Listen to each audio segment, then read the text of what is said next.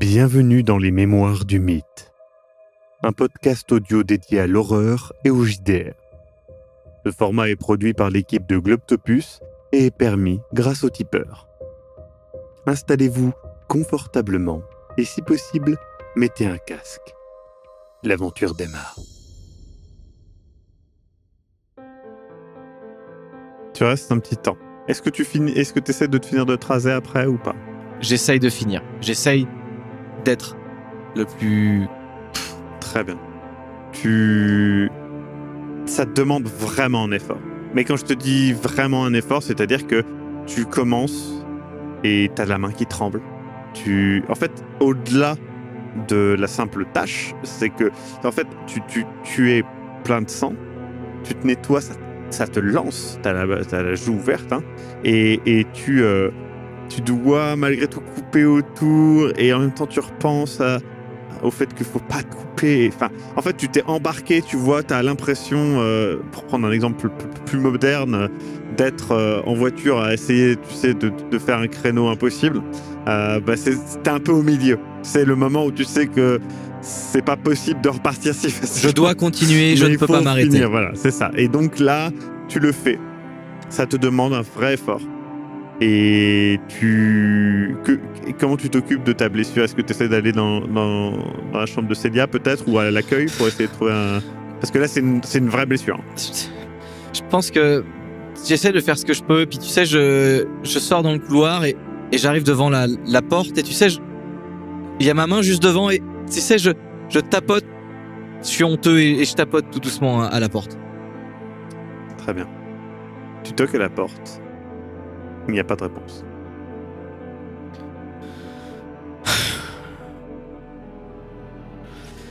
Je reviens dans ma chambre. Mm-hmm. Et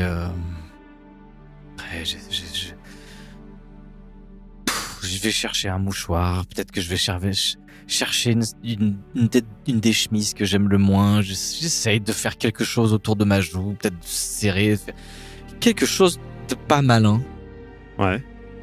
Pour essayer d'arrêter ce saignement. Ouais, j'estime que voilà, tu utilises les premiers soins comme tu peux, et voilà, tu tentes. Et honnêtement, déjà t'arrêtes le saignement. Tu fais un système de tu fais une sorte de bandage autour de la tête un petit peu ridicule, mais qui est efficace. Et honnêtement, à la fin, t'en as tellement marre que tu t'endors en fait là-dedans, la face contre. Tant pis s'il y a du sang dans le lit, voilà. Et tu t'endors tranquillement malgré tout. Raymond. À qui envoies-tu un télégramme? J'envoie un télégramme à mon professeur Myers. Très bien. Pour lui demander des informations. Je lui dis que j'ai une piste pour des recherches effectuées au Caire. Mm-hmm. Et que je cherche des informations sur Penhu, mm-hmm. pour reprendre la trace d'une expédition qui a existé, et aussi savoir si l'expédition de Carlyle, notamment, était liée à une université quelconque pour les recherches. D'accord. Tu envoies donc ton télégramme. Est-ce que tu fais autre chose de ta soirée? Je pense que je passe En vrai, je passe ma soirée à reconsulter toutes mes notes, même mes notes depuis le Pérou, en fait, pour essayer de faire un lien mental entre tout ce qui s'est passé. Essayer de comprendre ces histoires de dieux, ces histoires de folklore, ces histoires de... Puis je me rappelle aussi le moment où, avec ce masque, ce miroir que parlait de Luca. Ouais. Et d'ailleurs, je me dis, on sait pas où est-ce qu'il est, en fait.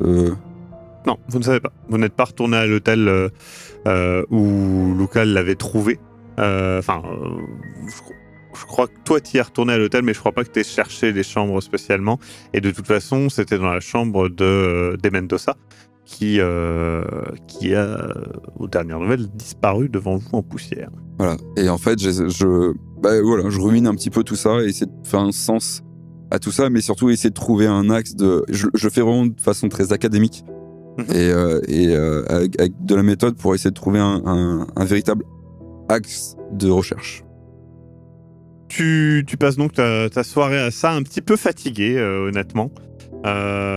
Et tu t'endors à l'ancienne.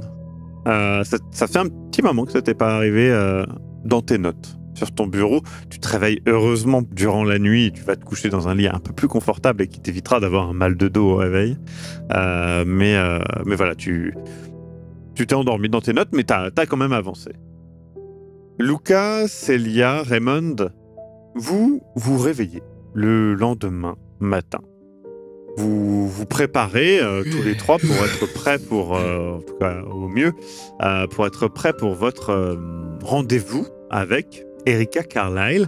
Et alors que vous descendez dans le hall de l'hôtel pour attendre, vous recevez un télégramme de la journaliste qui vous annonce la bonne nouvelle que vous avez un rendez-vous à la prison cet après-midi et qu'elle est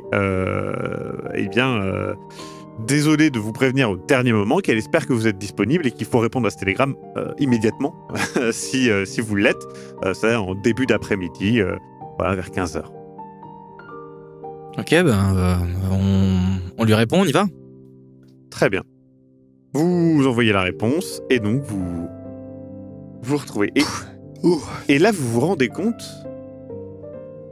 Célia et Raymond, que Luca a une énorme balafre sur la joue gauche.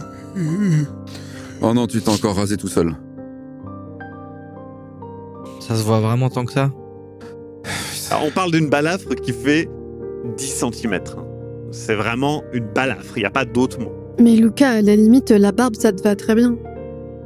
Mais non, mais c'est pas ça, en fait, c'est... Non, mais ça me saoule. Non, mais c'est juste que, Tu t'es désinfecté, au moins? Est-ce que je me suis désinfecté? Tu te rappelles pas trop. Peut-être que t'as mis de l'eau et du savon. Et puis, j'ai essayé de toquer, en fait. Je voulais pas te réveiller, mais t'étais pas dans ta chambre, et du coup, après, je suis revenu me faire un espèce de bandage et... Mais tu t'es endormi sur ton rasoir, c'est pas possible. Mais non, mais en fait... Comment tu... Non, mais c'est comme c'est comme à Vienne, en fait. C'est juste que, on va rencontrer une personne qui en vrai, peut vraiment nous aider, et juste, je voulais... Tu sais, je passe mes mains de bas en haut devant mon corps, et je voulais être présentable, en fait, et c'est juste... après, il y a tout qui est revenu en tête, je vous passe les détails. Et pourquoi tu te contentes pas de faire quelque chose de plus simple? Parce que c'est clairement pas te raser, en fait. Non, mais toi, tu fais rien, ça te va. Enfin, moi, il faut que je fasse... c'est bon, on va pas parler de ça non plus, hein. Donc, on va cet après-midi à la prison, c'est ça? Et là, on va voir tout de suite Erica Carlyle? Oui. Café ou... Ah oui. J'étais pas dans ma... Je sais pas à quelle heure Je suis rentrée tard, en fait. Putain, elle nous fait bailler. Ah bon? Et j'étais... attends, c'était quoi? J'ai passé un coup de fil au magasin. J'ai tenté de faire ce que j'ai fait.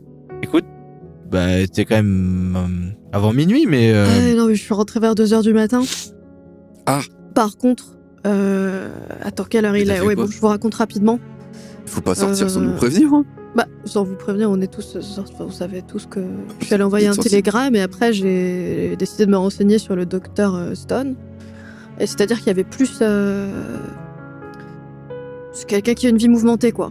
Et du coup, je leur raconte rapidement ce que j'ai appris sur le docteur Stone, donc qui est un personnage un peu louche, qui lui aussi a fait un petit séjour à Vienne pour étudier avec Freud et Jung, et qui, du coup, est parti dans l'expédition Carlyle juste après le suicide de sa maîtresse, en gros, qui a été couvert par Roger Carlyle, donc une affaire Moi, je leur raconte ce que je peux. Ouais.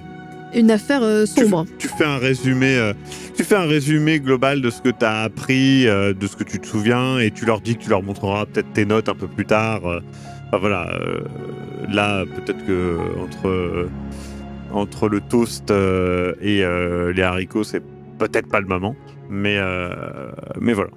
Vous finissez donc de vous préparer, vous attendez, et puis eh bien, vous voyez arriver votre chauffeur.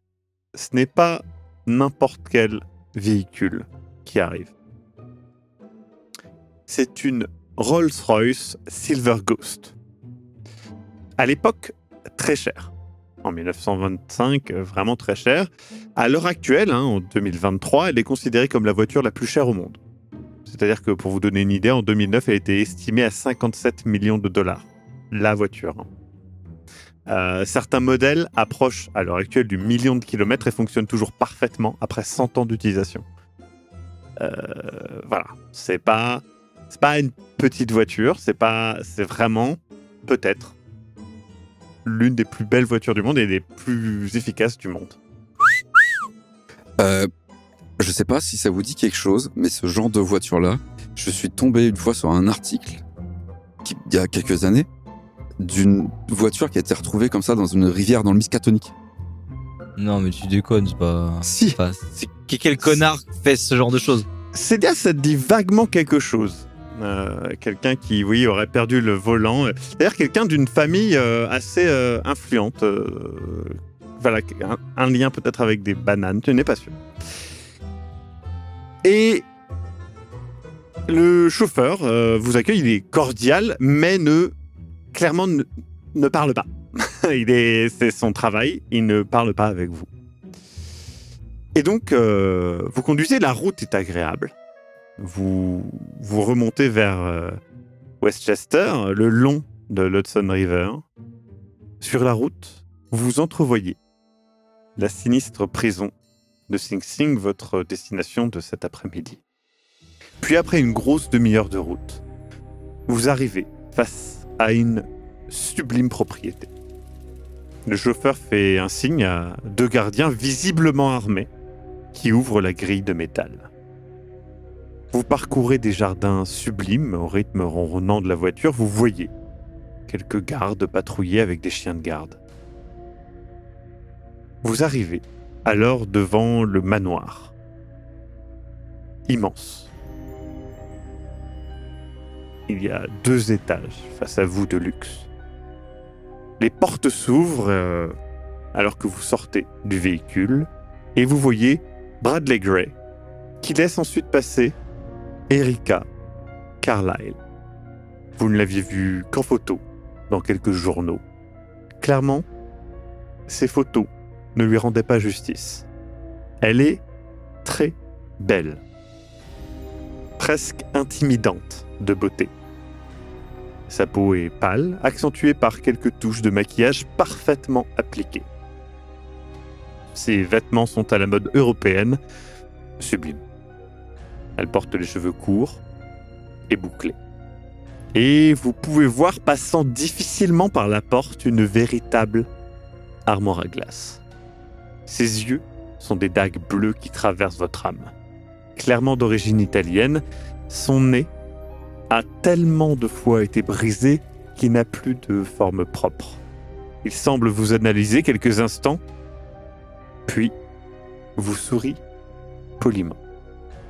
Bradley fait rapidement les présentations. Mademoiselle Erika Carlyle et son garde du corps, Joe Corey.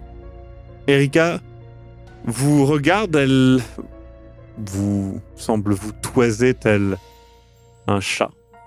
Vous dites avoir des preuves que des membres de l'expédition de mon frère seraient en vie? C'est exact. Très bien, venez. Et vous rentrez dans cet immense manoir, entouré de gardes, de chiens, perdu un peu au milieu de nulle part. Vous entrez tous les 3 dans un incroyable salon. Très bien décoré. on n'est pas dans l'excès que vous aviez vu à Vienne. On est vraiment dans quelque chose qui, si vous aviez de l'argent, vous aimeriez bien vivre ici. C'est vraiment très, très, très bien décoré. Immédiatement, elle vous regarde et fait « Je m'excuse de la présence armée. J'ai eu quelques personnes ayant tenté de s'introduire dans le manoir par la bibliothèque, des voleurs, je suppose. » Très bien. Vous voyez que Joe Corey, son garde du corps, est dans la pièce. Hein. Il est avec vous. Il n'écoute pas forcément. Vous voyez qu'il a l'air en train d'observer un petit peu les alentours. Vous voyez régulièrement d'ailleurs des personnes qui gardent le manoir passer devant les fenêtres. Bradley Gray est encore avec nous ? Bradley Gray, je pense qu'il s'est excusé. Il est là, et vous savez qu'il est rentré avec vous dans le salon, mais il s'est excusé dans une autre pièce. Il n'est pas là. Écoutez, vous avez demandé à nous voir plutôt rapidement. Je pense que l'entretien que nous avons eu avec Monsieur Gray a dû attirer votre attention et je suis content que vous nous ayez contactés. Je pense que vous avez des questions par rapport à votre frère, Monsieur Carlyle. Oui. Qu'est-ce qui vous amène à penser que lui ou quelqu'un d'autre soit encore en vie? Je me permets de mettre un doute là-dessus. Nous avons des raisons de penser que Jack Brady a été vu vivant après la fin de l'expédition. Mm-hmm. Je ne sais pas ce qui s'est passé lorsque vous êtes rendu en Afrique sur les traces de votre frère. Mais il semblerait qu'au moins une personne ait réussi à en réchapper. Je ne sais pas si vous connaissiez Jack Brady, je ne sais pas si vous avez entendu cette rumeur de la bouche de quelqu'un d'autre. En tout cas, nous connaissions quelqu'un qui était comme vous sur les traces de cette expédition. Quelqu'un de très fiable, même. Tu vois qu'elle semble réfléchir, vous jauger un petit peu et vraiment réfléchir, et puis elle fait... Dès le départ, je savais que l'expédition africaine de Roger n'était pas simplement une lubie de plus. J'ai perçu que quelque chose d'étrange, d'imperceptible fascinait et inquiétait mon frère. Cette femme noire, Bunet, était à l'origine de l'obsession de Roger. Vous sentez qu'il y a clairement un goût dans sa voix qui connote un racisme certain. Cette passion que mon frère avait pour cette noire montre quelle dépravation l'habitait. Dès que cette femme est entrée dans sa vie, de je ne sais où d'ailleurs, Roger a commencé à faire d'étranges rêves dans lesquels quelque chose ou quelqu'un l'appelait et le poussait à agir.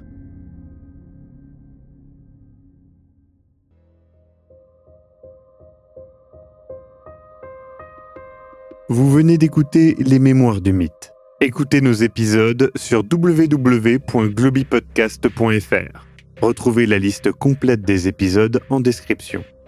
Le rythme de publication est d'un épisode chaque mardi. Les joueurs et joueuses sont CC Trouille, Eric Da Silva et Sirmas Cox. Je suis, moi, le maître du jeu, Maxime Robinet, et l'audio est monté par Ez. Les musiques utilisées viennent du site Epidemic Sound. Soutenez-nous et obtenez les épisodes un mois en avance sur tipeee.com/sombre-machination. À très bientôt.